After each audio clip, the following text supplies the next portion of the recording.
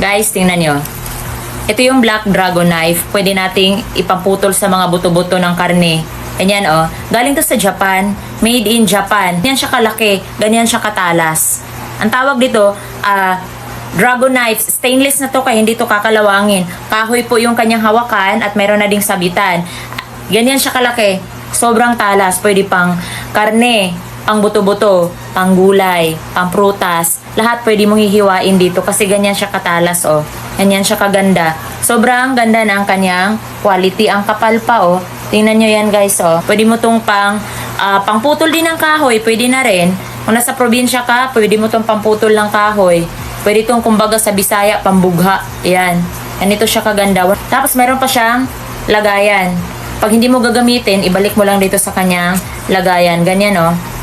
Ganyan. Ilagay mo lang ng pabalik ng ganyan. Ayan. Sobrang sulit. Ang gandang itak. Hindi to kutsilyo. Itak na to. Ang laki eh. Ayan. Maganda to pang buto-buto, pang karne. Kung gusto nyo din ng ganito, gusto nyo bumili ng ganitong itak, nandyan sa yellow basket sa baba.